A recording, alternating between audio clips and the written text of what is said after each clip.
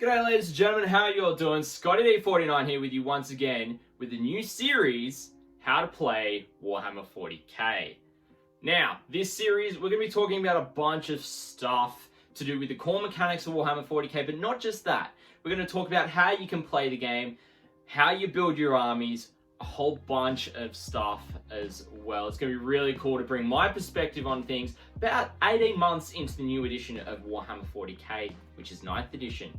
So, if you are wanting to catch more of this series, feel free to hit the subscribe button down below so you get notified as to when I bring out these videos. Now, this is the first one in this series, and it is called The Different Ways to Play Warhammer 40k. So without further ado, let's get into it.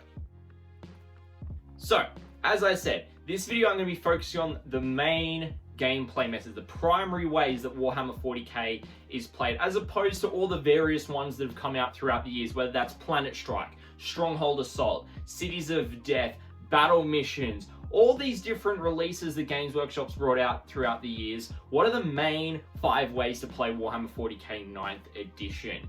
Now, the 5 primary ways that you can play the game at the moment is Open, Narrative, Crusade, Matched Play, and Organized Play. So, first up, we're going to be covering Open Play. Open Play is the simplest form of the game. It's where you can pull out your models from your case or your storage system, put them down on the table and play with them without worrying about points or power levels. You can, of course, agree with your opponent before the game about, what are you going to be placing on the table? You're going to put like 2 units of different infantry, you're going to put down a tank versus 2 units of infantry, a monstrous creature on the other side, maybe a HQ to leave both forces, and go from there. But that is completely up to you. Now, this form of playing the game is generally best when you are first starting out in the hobby, because you only have a handful of units that you could potentially play with, and it is also a great way to initially learn the game, because you've only got those few units, so there's no really rhyme or reason to balance things out rather than just pulling out what you've got, putting it on the table, and going for it. So the real pros with this form of play is you don't need to worry about creating an army list, whether it's by power level or points beforehand, before you get to the table. It is a great way to get playing the game initially, particularly if you pick up any of the starter sets, whether it's the Recruit, Elite, or Command edition of the game, that have that small variety of models in there that you're able to then say, all right, I'm going to take the Space Marines, and you've got a mate, and you're going to teach them how to play, and you say, you take the Necrons. And, you play those off time and time again. Now, the other pro is, your army is considered unbound. Now, we'll get into this kind of thing, same with points and power level, in later videos. And I'm covering off army building first in this series. Being unbound, what it'll mean is that you won't have access to as many rules as you would say if you're using power level, or if you're using points to build your list, or if it's Battle Forged. A lot of these words may seem very new to you and very weird, or you haven't heard them and you don't really know what they mean, so you're just going to not worry about them for now, as focusing on open play really allows you to do, and it means that you can focus on the basics of the game as well. However, the cons of the way that you play this game is that if you're not careful, this form of play can actually become quite unbalanced. If you're not managing the expectations with both yourself and your opponent. Say you bring a lot of stuff and your opponent doesn't bring much, then it's going to be a whitewash. Same, if you don't bring much, your opponent brings a lot. Now, other than newer players, it's really not widely played, unfortunately. And this is due to the lack of imbalance. A lot of players prefer to play the other ways of the game that I'm going to be talking about later on in this video. So, Open Play, it's really a great way to start off in Warhammer 40k when you pick up the starter sets, or if you even grab 2 combat patrols and fight against each other, they're generally going to be pretty balanced and a great way to start learning the game in terms of the basic core mechanics. Number 2 is narrative play. Narrative play is focused on creating and playing out a story, a narrative, through 2 different armies, or more armies in that fact. Through a variety of mediums, such as map-based or linear mission campaigns, to name a few. The narrative can be between 2 or more players, it can be between 2 or more factions, and that's great for larger gaming groups because it means that you're able to have multiple people inputting and playing games for this campaign and really developing this rich and diverse story about what's going on in your section of the Warhammer 40k galaxy. It's really good in this section for gaming groups, as I've just said. Now, this form of play generally will use power level rather than points for your army construction. Now, this is because it's a bit easier to just pull out your army, calculate it up with points, and calculate it with power level, I should say, and get going compared to points. So it's really easy and to change your armies depending on the direction that you're taking the narrative campaign as well. And so there's not too much limitation regarding that. And it is also a great way to create narrative missions of your own so that you're able to actually tell a story, and you can create your own rules around maybe there's an attack, a defender, the attacker's got more points, but the defender's got a lot more terrain and less points to defend to try and stop the attacker getting through their lines, for example. And things like that. You can come up with those style of missions, and it really allows you to let your creativity flow when creating missions. So the pros of this form of the game of narrative play, it's great for creating exciting thematic stories and moments, both setting up and after the game, whilst also throughout the game itself. It allows you to create thematic forces and a thematic gameplay experience rather than focusing on what's the best units to play on the table. There are many different ways in which that you can play narratively, such as taking previously published publications, White Dwarf campaigns from previous versions of White Dwarf, custom methods that you find online that someone else has done, creating your own system, etc., etc. There's so many different ways you can play narratively. You can play the game with or without specific rules as well, so you can pick and choose what rules you actually want to use. If you don't want to use command points in your narrative games, go for it. If you don't want to use specific other rules as well, and you want to bring in something else instead, narrative has a lot more flexibility in terms of it being able to do that kind of thing.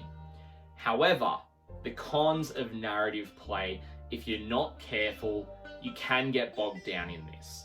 If you have a really prolonged campaign with 8 people in it and you're trying to get games every week for 6 months, people are going to get burnt out and people are going to drop off, particularly in a gaming group. So it's always good to set a time frame of 3 months or less on a campaign, in my opinion.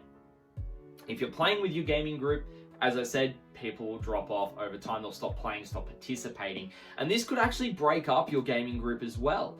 It'll mean that some people will be playing the campaign and staying strong, and then those who drop off may go and find another gaming group to play with rather than staying with you guys and interacting. Now, I'm not saying that that's not a bad thing, but I'm saying if you're wanting to build relationships with these people and, hang out on a regular basis and things like that, really keeping it short and sharp and sweet for a narrative campaign is going to help build that relationship with them, and it's going to be a focused period of time rather than being like, well, we're doing this for 6 months or a year and it's going to be prolonged and everyone's going to be like available different weekends and all this kind of stuff. It's going to mean it's short and sharp. You're going to get in, you know what the narrative is, get it done, and you can move on to the next form of play for your group. We come to number 3, and this is Crusade. Now, Crusade was recently introduced into 9th edition Warhammer 40k, and this is Games Workshop's version of narrative play. So, you might be thinking, why am I talking about this separately? There's a reason for this. Because Games Workshop have created this, it's supported in the game as a whole. We're talking specific Crusade supplements, we're talking Crusade sections in codexes, and in additional campaign supplements that are for match play as well as Crusade, as well as stuff in the core rulebook, and it's really well structured and thought out, in my opinion. Crusade is a narrative play rule set, as I've said, that you'll get a lot of depth from it, because it establishes a starting point for you with your force. You start at 50 power level army, and it allows you to build that as you see fit, with requisition points is what they call them. You can expand your army, you can change war gear, You can play specific crusade missions with specific secondaries, and you could come up with your own as well to use those secondaries, or you can come up with your own secondaries to use for those missions as well. You do have that flexibility, being a narrative format, as I've previously said, but you do have the baseline of the system there. As you play your games with your crusade forces, they'll gain experience and actually gain additional bonuses throughout the campaign, whether that's an additional inch of movement, an additional attack in close combat, an extra 6 inches of range on their shooting attacks. Things like that you'll gain over time. However, on the flip side of that, they can also suffer injuries. And if they are destroyed in your games, which can result in negative effects, they might have -1 movement, -1 ballistic skill, -1 leadership, those type of things. So this is actually something that a lot of narrative players have either come up with on their own, Games Workshop's tried in the past, or that has been cried out for by the wider community. And it's really great to see the Games Workshop has finally brought something out to this end, and I know a lot of narrative players are really enjoying playing this at the moment.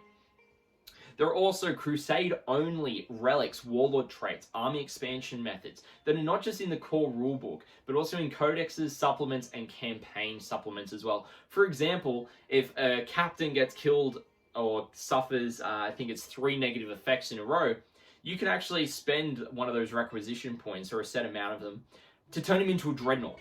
Like, how cool is that for a narrative system of how to play the game? So, the pros of Crusade. It creates a great structure to play your narrative games if you've never tried them before. So if you're really new to narrative games, this is a great place to start, in my opinion, because it's all there structured for you, ready to go, and the rulebook lays it out.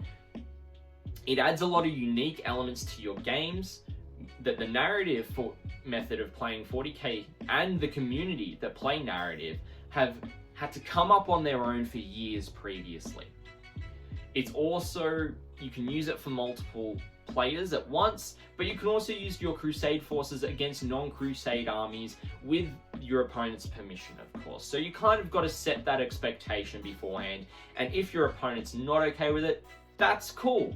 But if your opponent is, that's also cool. And you've got to be respectful of that, because they're going to want to play the best experience for them and enjoy the game that they want to enjoy it. And, you know, you're going to want to do that as well. So there's some healthy compromise that you can do there. However, the cons. There is a lot, and I mean a lot, to learn if you are still new to playing Warhammer 40k as a whole. Because you've got all the core rules, you've got army building, but then you've got to worry about how to do all this crusade stuff and how this all works. It's going to be overwhelming. Now, of course, Games Workshop does not release all the codexes at once. They don't come out with all the campaign supplements all at once. So, unfortunately, not every codex or faction has actually got their own crusade rules as of yet, because their codex or their supplements haven't actually been released for 9th edition as of yet. So there are going to be some things that some factions, like say Imperial Guard or Astra Militarum or Tyranids, may be restricted by, because their codex hasn't come out as of yet. So really, you've got to weigh up those pros and cons when it comes to playing Crusade for your narrative gameplay as yourself or with your buddy, or even in your wider gaming group. The fourth way that you can play the game is match play. Now, this is the most commonly played format and the most widely accepted by the Warhammer 40k community. Match play has several requirements that it has when you go to play it, but these are the primary two: that you use detachments and you use points for your army list construction. So this kind of limits what you can put in your army, how you put it in there, and what limit you can put in, how many units and characters and models and equipment and all that, how high your points can spend. This format of the game is generally seen as the fairest way of playing the game, and it gets the most updates throughout the period of an edition, because not only does it get points updates with every chapter approved, it also gets points updates with codexes and supplements, as well as balance updates that they've recently just announced happening every quarter. It is yet to be seen whether they're actually going to be able to execute on that. So really, the pros for this system is it is the most common way to play the game. You're going to be able to get the most gains if you're playing points, at least in certain settings. It adds several new rules mechanics, such as command points, detachments, strategic reserves, things like that, to your games that you're able to use. The points are updated semi-regularly to maintain some form of game balance, particularly when something is performing quite well within the competitive scene in particular, and its points isn't really reflective of its performance levels. So we've just seen this recently with Adeptus Mechanicus, Drukhari, and Orcs actually get some balance updates, particularly Admech and Drukhari getting points adjustments, and Orcs getting a game balance rule added to them. So it's things like that will come out quarterly from now on. And so it's really good to see that Games Workshop is on the ball when it comes to the overall game balance. However, the cons of match play is you're going to need a lot of books. There's book bloat. There's a lot of 40k players will know. So you need just your core rulebook. You may even need chapter approved, and you'll need your codex and even a supplement if you're playing, say, Space Marines, you want to play Death Watch. Well, there's already 4 books you've got to lug around. It's a lot to carry. In addition to your army, your dice, everything else you need to play. And the other con is that some factions won't get an update for their rules for quite some time into edition. We're about 18 months into 9th edition, and only about half the factions have had an update. Now, yes, I do understand that COVID has had quite a bit of an impact in this area, but that being said, it does take time to update codexes. We've seen the same thing happen edition after edition with Warhammer 40k. Now, number 5 is organized play. Organized play uses the match play format in an organized way, whether that's going to be a slow grow league or a gaming league, or whether that's a single or multi-day tournament, various different ways, or even teams events. You can see those becoming quite popular around the world at the moment. This format of play has several set parameters around points limits, missions that will be used, game time limits, etc., even chess clocks being more widely accepted. The style of organized play is determined by the parameters that are in use, and some might be appropriate for a slow grow, but some of the ones that might be appropriate for a slow grow won't be appropriate for a tournament, and vice versa. And really, this is actually up to the event organizer to come up with the parameters for these events. Now, the same event organizer is generally the one that's going to be in charge of making rules calls and game time limits, pairings, etc., if they are in use for that organized play event. So, the pros of this: every player will actually have the same understanding of what is expected of them when you go into playing in this organized play environment, because the organizers set the expectation for them and everyone's on the same page. For a slow grow or a gaming league, they'll allow you to get regular games of Warhammer 40k in. And generally, it's a bit more relaxed than a single day tournament or a multi-day tournament, because there's no prizes on the line, or there might be, and they're more randomly determined at the end of the league. It will mean that you're able to actually also play games against factions that you've never played against, and against people that you may have never played against or met that have traveled for this event. However, the cons of this: if the organized play is a tournament of some form, I would not recommend entering it if you're relatively new to the game, because you're going to be struggling with your rules, you're going to be taking a lot of time, and some players will actually get annoyed at you for this. And now unfortunately, that's the way it is. It's really bad form on that player. Even if they don't do it in front of you, they may do it to their group of friends, and still that's poor form. And I don't condone any of that form of action whatsoever. But saying that, give yourself time to learn the game. You don't have to rush in and be like, oh, I've got 2,000 points of Space Marines and this is one of the best net lists I've found, and I'm going to jump in this tournament, I'm going to beat everybody. Senseless. No, that won't happen, because you're still learning the game. And these players may have years and years of experience on top of you, and they will know their army inside and out. So give yourself that time before you get into a tournament environment. You may encounter some people that you won't get along with, or that may just treat you in a way that you don't like. We all find this in life. We're going to find people that we disagree with, that we don't get along with, and you know what? That's okay.